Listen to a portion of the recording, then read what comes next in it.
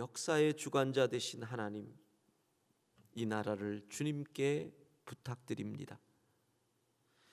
우리 민족이 이제껏 처음 경험하는 역병과 싸우느라 참으로 중요한 4.15 총선을 우리가 잊어버리고 있었습니다.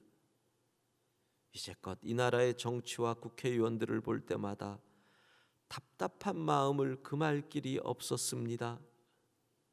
코로나19 이후의 세상은 우리가 전혀 경험하지 못한 세상이 될 것이기에 이후 우리나라를 이끌어갈 일꾼을 뽑는 이 선거가 참으로 중요한 것을 깨닫습니다. 이번에 또 싸우기만 하는 국회의원을 뽑으면 4년 내내 국회가 싸움터가 될 것이고, 이번에 또 당리당략으로 움직이는 사람을 뽑으면 4년 내내 나라와 민족은 없고 소속 정당만 남는 국회가 될 것이기에 우리에게 분별의 눈을 허락하여 주옵소서. 하나님, 갈등과 분열이 아니라 화합과 하나됨을 이끌어갈 수 있는 사람을 국회의원으로 세워 주옵소서. 이 땅의 국민을 존중하고 하늘의 하나님을 두려워할 수 있는 정치 지도자들을 세워 주옵소서.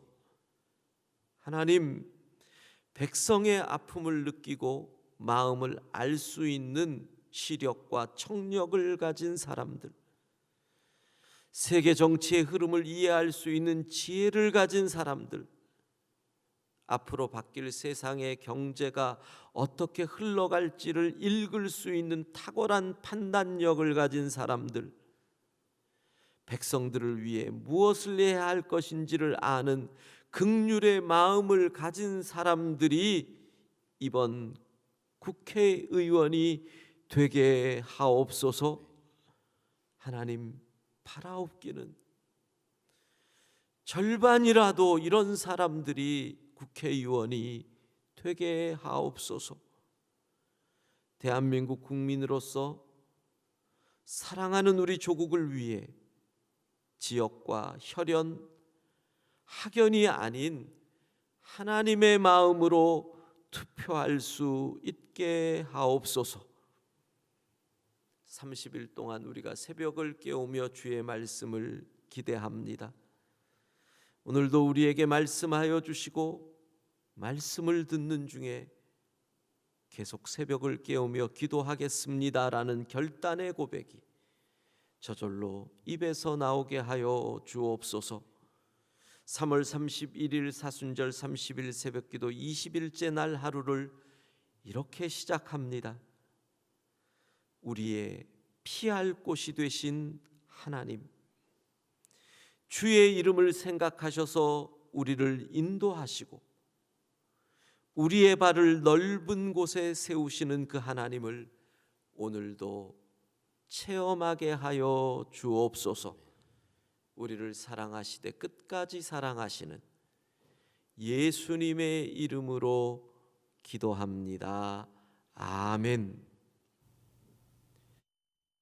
느헤미야 9장입니다. 느헤미야 9장 1절부터 8절까지 말씀입니다. 오늘도 주의 말씀이 우리의 발걸음을 인도하는 하루가 되기를 소원합니다. 아멘. 느헤미야 9장 1절에서 8절까지의 말씀을 교독하겠습니다. 하나님의 말씀입니다. 그달 29날에 이스라엘 자손이 다 모여 금식하며 굵은 배 옷을 입고 티끌을 무릅쓰며 모든 이방 사람들과 절교하고 서서 자기의 죄와 조상들의 허물을 자복하고 이날에 낮 4분의 1은 그 제자리에 서서 그들의 하나님 여호와의 율법책을 낭독하고 낮 4분의 1은 죄를 자복하며 그들의 하나님 여호와께 경배하는데 레위 사람 예수아와 바니와 간미엘과 스바냐와 분니와 세레비아와 바니와 그나니는 단에 올라서서 큰 소리로 그들의 하나님 여호와께 부르짖고 또 레위 사람 예수아와 간미엘과 바니와 하삽느야와 세레비아와 호디야와 스바냐와 브다히야는 이르기를 너희 무리는 마땅히 일어나 영원부터 영원까지 계신 너희 하나님 여호와를 송축할지어다. 주여, 주의 영화로운 이름을 송축하올 것은 주의 이름이 존귀하여 모든 송축이나 찬양에서 뛰어남이니이다. 오직 주는 여호와시라. 하늘과 하늘들의 하늘과 1월 성신과 땅과 땅 위의 만물과 바다와 그 가운데 모든 것을 지으시고 다 보존하시오니 모든 천군이 주께 경배하나이다. 주는 하나님 여호와시라. 옛적에 아브라함을 택하시고 갈대아 우르에서 인도하여 내시고 아브라함이라는 이름을 주시고 그의 마음이 주 앞에서 충성됨을 보시고 그와 더불어 언약을 세우사 가나안 족속과 헷 족속과 아모리 족속과 브리스 족속과 여부스 족속과 기르가스 족속의 땅을 그의 씨에게 주리라 하시더니 그 말씀대로 이루셨사오매 주는 의로우심이로소이다. 아멘. 어제 우리는 초막절을 지킨 이스라엘 백성들을 통해서 코로나19의 시간을 보내는 우리가 이 시기를 통해서 어떤 변화가 일어나야 할까? 이스라엘 백성들을 통해서 배웠습니다. 첫 번째, 자발성을 회복해야 된다. 느헤미야 8장을 보면 백성들이 에스라에게 나와서 자발적으로 하나님의 말씀을 알려주십시오. 하나님의 말씀을 듣고 싶습니다 라고 했다는 겁니다.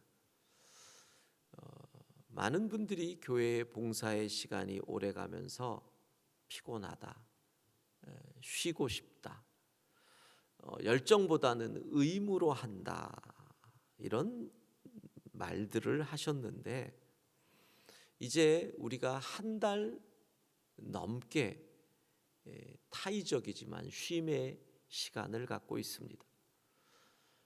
그러면 이제 우리는 그렇게 쉬고 싶던 쉼을 실컷 쉬었으니까 다시 하고 싶다.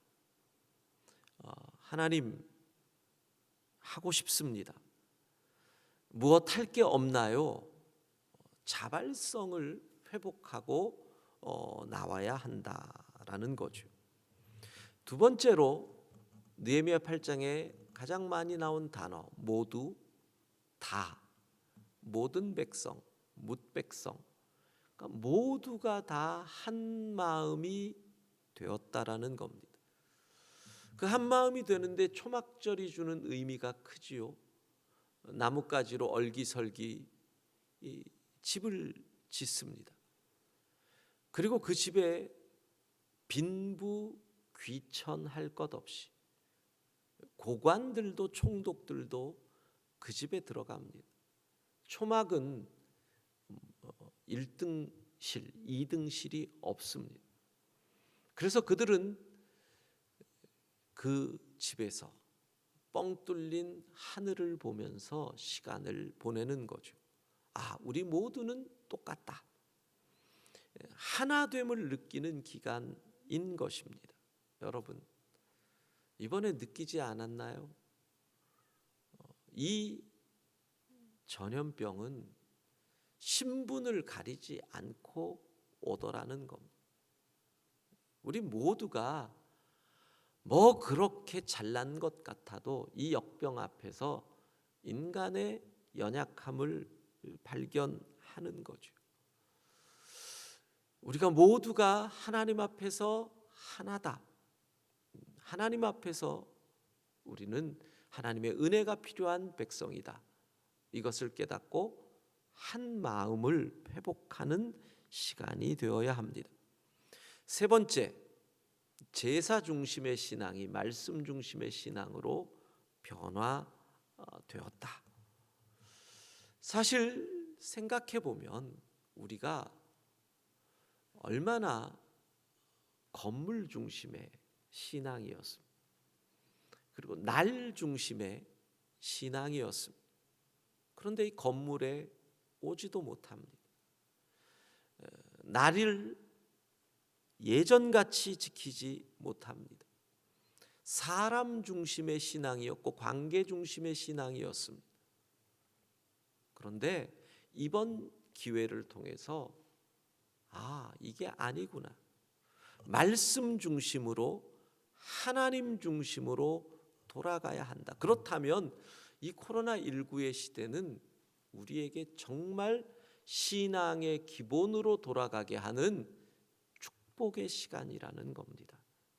여러분, 이 기회를 말씀 중심으로, 하나님 중심으로 돌아가는 축복의 기회가 될 수 있기를 소망합니다.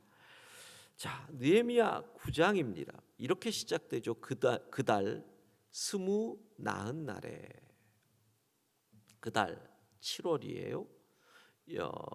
15일부터 레위기를 보면 15일부터 초막절을 1회 동안 7일 동안 지킨다. 그러면 21일에 끝나요. 8장 18절 바로 윗자어를 보면 무리가 1회 동안 절기를 지키고 8째 날에 규례를 따라 성회를 열었다. 그러니까 날짜로 치면 7월 21일까지 절기를 지키고 22일에 성회를 연 거죠. 그리고 24일 하루 지나고 모입니다. 그리고 무엇을 합니까? 금식하여 굵은 베옷을 입고 티끌을 무릅썼다. 이건 뭐죠? 회개의 모임이었다는 겁니다. 다 끝났는데, 초막절 절기가 끝났는데 왜 갑자기 그들은 또 모여 회개의 집회를 열까요? 우리는 그 이유를 8장 18절에서 발견을 합니다. 18절이죠. 에스라는 첫날부터 끝날까지 날마다 하나님의 율법책을 낭독하고, 첫날부터 끝날까지 날마다 하나님의 율법책을 낭독하고, 그 말씀이 무엇인가 그들의 마음을 찌른 거예요. 그리고 집회가 끝났는데 이렇게 끝낼 수 없다. 여기서 그만두면 죽도 밥도 안 된다. 우리가 무엇인가 더 해야 된다. 한 걸음 더 나아가야 된다.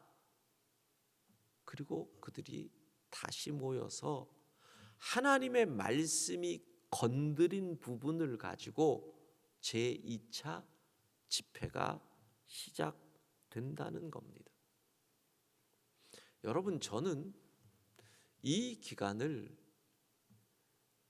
우리 각각의 가정이 우리의 초막절로 만들면 어떨까 하는 생각을 합니다. 정신없이 살았습니다. 발전을 위해, 소유를 위해, 높아지기 위해 정신없이 살았습니다. 밤마다 회식을 해야 했고, 사람들을 만나서 접대를 해야 했고, 그런데 그렇게 해서 이루어진 관계가 다 단절이 됩니다. 그렇게 해서 소유했던 모든 것들이 하루 아침에 별게 아닌 것을 깨닫습니다. 자, 그 상황에서 우리는 초막 속에 들어갑니다. 숭숭 뚫린 지붕 위로 하늘을 바라보는 겁니다. 그동안 내가 수고한 모든 것이 참 별게 아니구나. 여러분, 우리의 초막절을 지키자고요. 약속이 없으니 저녁에 일찍 들어오잖아요. 그 초막 안에 가족이 함께 들어가는 겁니다. 119 긴급 중보기도 처음에 열심히 자녀들과 했는데 어느 순간 또 습관화되지요. 다시 허리띠를 졸라매고 이 시간을 말씀에 깊이 잠겨보는 겁니다. 그때 하나님께서 이렇게 살면 안 되지, 내 삶이 변해야 하지, 이렇게 살았다가는 죽도 밥도 아니지. 여러분, 이 기간이 우리의 초막절로 변화되는 영적인 리폼의 시간, 그렇다면 이것은 우리에게 큰 축복의 시간이 되는 겁니다. 그리고 그들은 회개의 집회를 엽니다. 이 본문들을 읽어 나가면 역사적으로 일어났던 유명한 영적 대각성 운동의 순간들을 보는 것과 같습니다. 우리나라에서 있었던 1907년 평양 대부흥 운동 비슷합니다. 시작은 1903년부터 시작된 기도 운동들, 1904년에 원산, 개성, 서울, 인천으로 5년, 6년, 그러다가 1907년 평양에서 1월 6일 엄청난 부흥 운동이 폭발하지 않습니까? 1월 6일 월요일 저녁이었답니다. 평양 장대현 교회에 한 1,500명이 모인 겁니다. 집회가 1차적으로 끝납니다. 여러분, 마치 초막절이 끝나고 그 집회의 은혜를 받은 사람들이 여기서 멈출 수 없어 한 것처럼 남은 500명, 600명이 기도하는데 강력한 성령의 바람이 불었던 거죠. 우리가 압니다. 길선주 장로님으로부터 시작된 이 엄청난 회개. 1907년에 졸업하고 목사 안수를 받으니까 1907년 1월이면 아직 목사 아닐 때죠. 회개. 자기가 선교사를 미워했던 일부터 엄청난 회개가 벌어집니다. 그때 숭실대 학장이었던 베어드 선교사의 부인의 기록을 보면 그 이후에 계속되는 이 회개 운동에 숭실대 학생들까지도 내가 방탕했습니다. 심지어는 불을 지른 방화, 술 주정, 도둑질, 남의 것을 강탈한 것, 거짓말, 시기, 질투, 이런 죄들을 토설해냅니다. 교회사적으로 아주 중요한 회개가 하나가 나옵니다. 1907년 4월 1일 평양에서 이어졌던 연합 사경회에서 한 사람이 자기의 죄를 자복합니다. 그 사람의 이름이 박춘권입니다. 제너럴 셔먼호에서 내린 토마스 선교사의 목을 벤 사람입니다. 내가 토마스의 목을 베었습니다. 그래서 토마스 선교사의 순교에 대한 완벽한 고증이 일어나게 되는 것이 바로 이런 일입니다. 해프닝도 많습니다. 기록을 보면 경찰들이 집회가 열리면 들어와서 죄를 회개하는 사람들의 회개의 내용을 기록하고 신상을 파악하고 집회 후에 그 사람을 잡아갔다. 이런 기록이 나올 정도로 적나라하게 회개를 하고, 심지어는 경찰 가운데 범인에 대한 자료를 찾기 위해 집회에 들어왔다가 말씀으로 깨어져서 그리스도인이 된 많은 기록도 나오고 있습니다. 이것이 회개 성령의 역사 현장입니다. 우리는 그 출발과도 같은, 물론 여호수아 시대의 미스바의 집회도 있고 또 여러 집회들이 나오지만 이 느헤미야의 집회를 통해서 그 모습을 봅니다. 이렇게 나옵니다. 3절을 보면 낮 4분지 1은 그 제자리에 서서 그들의 하나님 여호와의 율법책을 낭독하고 낮 4분지 1은 죄를 자복하며.